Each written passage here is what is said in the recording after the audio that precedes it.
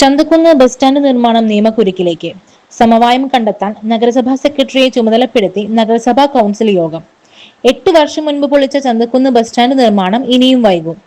Bus stand നിർമ്മാണവുമായി ബന്ധപ്പെട്ട് ഇടത് വലത് ഭരണസമിതികൾ 2 DPR തയ്യാറാക്കിയതാണ് പ്രശ്നം നിയമക്കുരുക്കിലേക്ക് നീങ്ങാൻ കാരണം. DPR തയ്യാറാക്കിയ ഏജൻസികൾക്ക് പണം നൽകുകയും ചെയ്തു.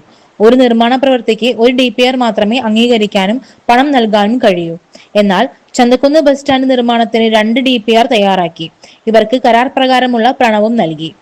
ഇതിലെ നിയമ തടസ്സം നീക്കാതെ നഗരസഭയ്ക്ക് ബസ് സ്റ്റാൻഡ് നിർമ്മാണം തുടങ്ങാൻ കഴിയില്ല.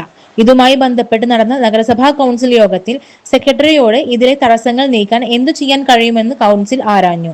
ഇതോടെ നിയമപരമായി നീങ്ങുമ്പോൾ ഉണ്ടാകുന്ന കാലതാമസവും സാങ്കേതിക വിഷയങ്ങളും സെക്രട്ടറി ചൂണ്ടിക്കാട്ടി. DPR തയ്യാറാക്കിയ 2 പേരെയും വിളിച്ചു വരുത്തി ഒരു സമവായ ശ്രമം നടത്തുവാനും വേഗത്തിൽ പ്രശ്നപരിഹാരത്തിനുള്ള മാർഗമെന്നും സെക്രട്ടറി നിർദ്ദേശിച്ചു. ഇരുവരുമായി സംസാരിക്കാൻ കഴിയുന്ന രീതിയിലുള്ള ആളാകണം സമവായത്തിന് നേതൃത്വം നൽകേണ്ടതെന്നും സെക്രട്ടറി പറഞ്ഞു. MLA ഉൾപ്പെടെ നടത്തിയ ശ്രമങ്ങൾ ഇക്കാര്യത്തിൽ വിജയം കണ്ടില്ലെന്ന് നഗരസഭാ ചെയർപേഴ്സൺ പത്മിനി ഗോപിനാഥ് പറഞ്ഞു. അതിനാൽ സെക്രട്ടറിയെ കൗൺസിൽ ഈ കാര്യത്തിൽ സമവായത്തിന് ചുമതലപ്പെടുത്തി. Vice chairman Shoukath Koomancheri, ward councillor Mustafa Kalathumpadikkal, standing committee chairman ഉൾപ്പെടെ പിന്തുണച്ചു. ചന്തക്കുന്ന് ബസ് സ്റ്റാൻഡ് 2018 പൊളിക്കുമ്പോൾ 1 വർഷത്തിനുള്ളിൽ പുതിയ ബസ് സ്റ്റാൻഡ് കോംപ്ലക്സ് പൂർത്തിയാക്കുമെന്നായിരുന്നു അന്നത്തെ UDF ഭരണസമിതി ബസ് സ്റ്റാൻഡ് കെട്ടിടത്തിലെ കച്ചവടക്കാർക്കുൾപ്പെടെ നൽകിയിരുന്നത്. ഇത് യാഥാർത്ഥ്യമായില്ല.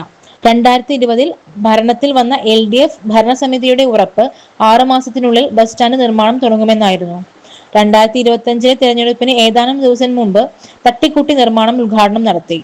എന്നാൽ തെരഞ്ഞെടുപ്പിൽ അധികാരത്തിൽ വന്ന UDF ഭരണസമിതി ഇത് വേണ്ടെന്ന് വെച്ചു. ലാഭകരമായി ഉടൻ നിർമ്മാണം തുടങ്ങുമെന്ന് ഉറപ്പു നൽകി.